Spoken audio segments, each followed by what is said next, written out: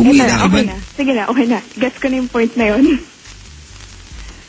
Ginagawa mo kasing defense yung ibang tao eh. Ikaw pinag-uusapan dito eh.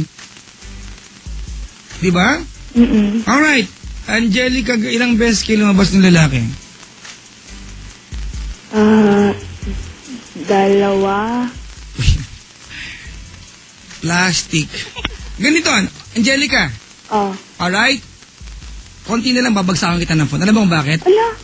Tignan mo Angelica, ilang beses kayo lumabas?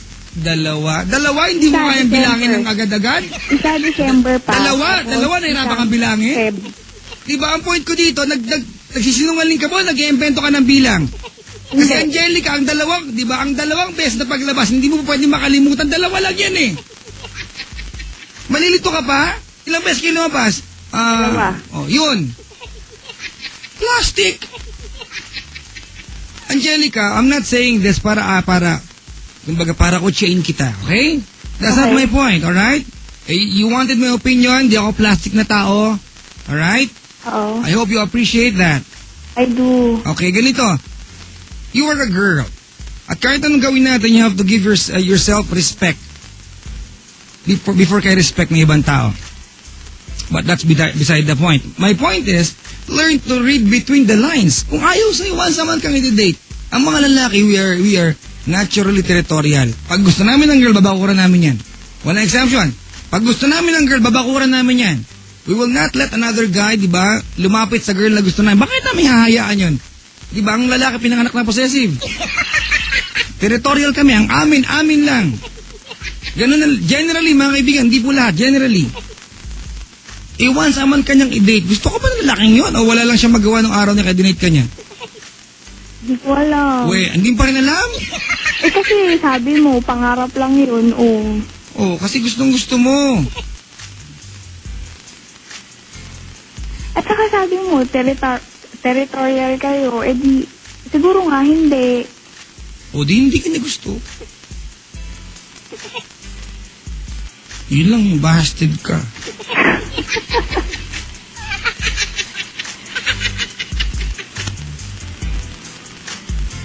Ano na? Sige. Gusto na. Wala na. Alright, ganito. Alright, Angelica, congratulations. Alam mo kung bakit? Bakit? Ganun talaga. At least ginawa mo yung part mo para. At least, di ba? Ginawa mo yung part mo na kung sakasakali man, hindi kasi nag-work eh. Hindi man nag-work, gaya na nangyari ngayon, alam mo na binigay mo yung pwede mong bigay. Kaysa naman wala kang ginawa. Yun ang magandang part mo. At least hindi ka nagpaka-plastic sa pagmamahal mo sa kanya, nagpaka-plastic ka sa sarili mo. Kaya mo kasing aminin, anong pa mo, pinapangarap mo na yung boyfriend ibang babae. Pero maka-get over doon. Hindi.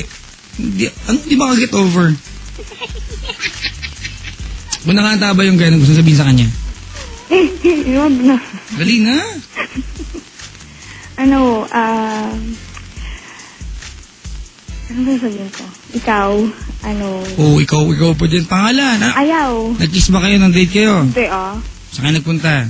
Totoo lang. Sa Tomas Morato. Anong oras? Dinner. Tapos saan ka nag-dinner doon? Black Loft. Wow, social Anong kinain nyo doon? Ako, pasta sa parang rice topping. Sino nagbayad? Hati. Saklap, di ba? Hati.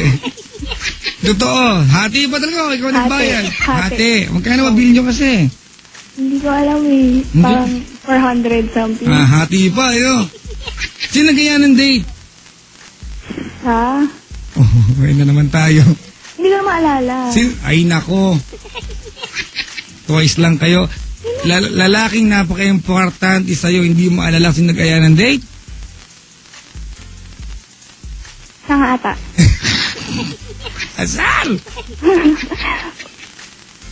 Hindi ko na Serang frog? Ha? Okay, wala. Hindi nga. Siya na lang, para tapos na lang. Yan, sige. Gusto mo yan, ha? Tapos? After nung nag-dinner kayo, saan kayo nagpunta? Kinita namin yung pinsan ko sa may off the grill. Saan yan? Doon din sa area na yun. Hindi ako gumigimik. Sorry, hindi ko alam mga lugar na yan. O tapos? Iba kasi yung alam mong lugar eh. Oy, bahay. Commonwealth lang alam ko kasi uwihan ko araw-araw. Fairview. Huwag na kitamay dito. Okay, sige.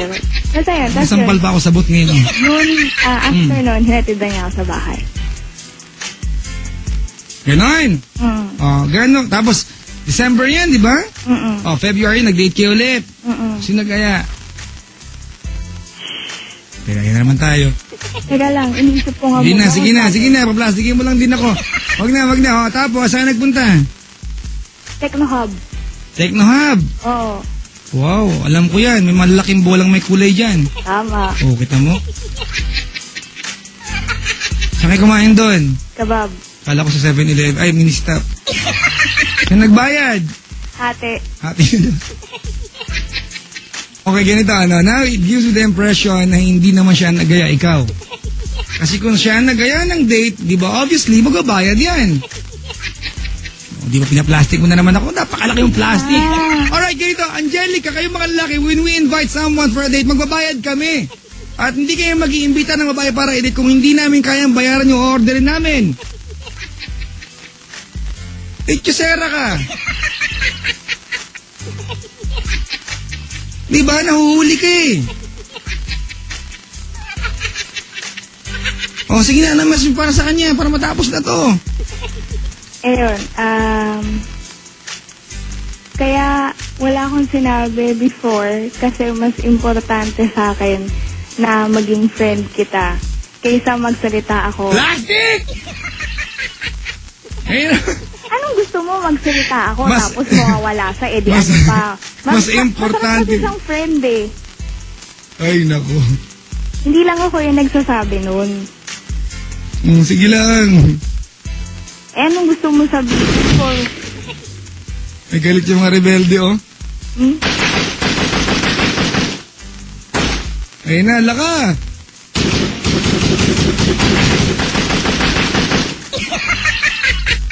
Padali. Kaya hindi mo sinabi sa kanya nang kasi mas gusto mo siya maging friend. Sige. Yun. Yun na lang sasabihin ko kasi kahit anong sabihin ko, talo ko dito. Plastic ka kasi. Tapos? Hindi, ayun. Since di mo naman alam na tumatawag ako ngayon at nanghihingi ako ng advice, friends pa din tayo. Ay, nako. Sige ha. Alright? Okay. Alam mo, Angelica? Teka lang, hindi ka ba natutuwa na pinasayo ko gabi mo? Oo nga, makulay. Ikaw yung mga tawag na hindi ko makakalimutan. Ikaw yung mga tipong nire-replay eh. Uy, wag ganun! Bakit? Okay makarinig. Malamang, radyo to eh. Ay, sabi ko nga. Akala ko ba wala kang listeners? Ha? Akala ko wala kang listeners. Wala. Wala nga akong gano'n nakikinig sa akin.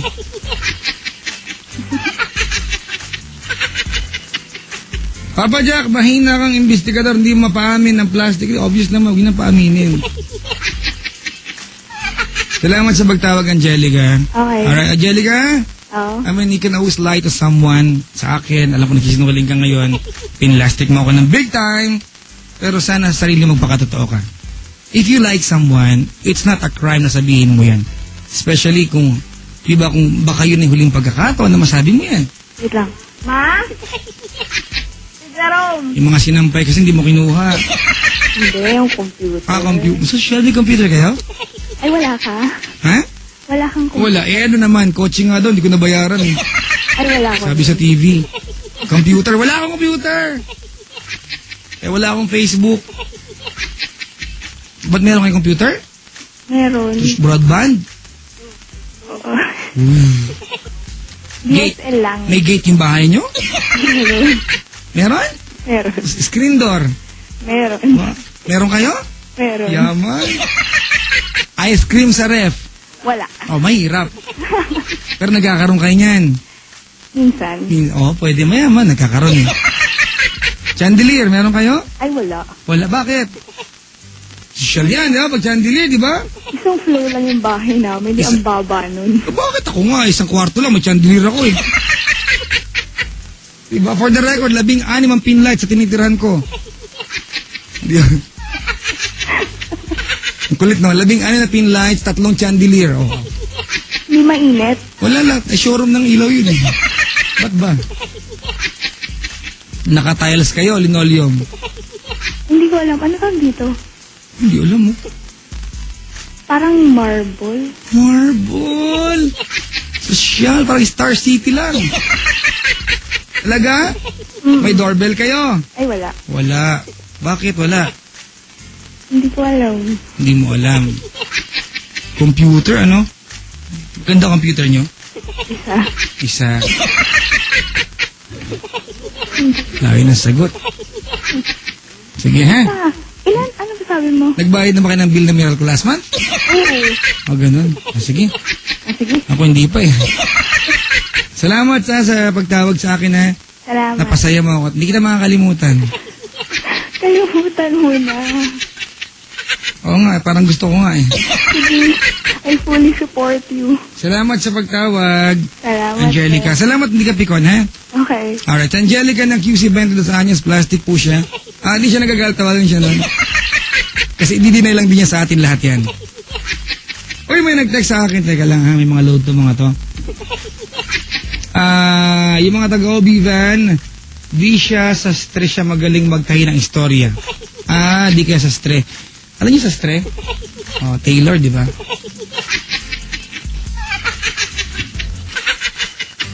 Papa Jack, kung wala kayong computer, paano nag-online si Klong Klong? Klong Klong, pinakialaman niyo pa, may laptop si Klong Klong. 10. All kinds of colors. Tawag sa akin mga kapatid, babasa na po ako ng letter ha. Yung ating Love Radio space at TLC space letter, space the body of your letter and then ipadala yan sa 2600.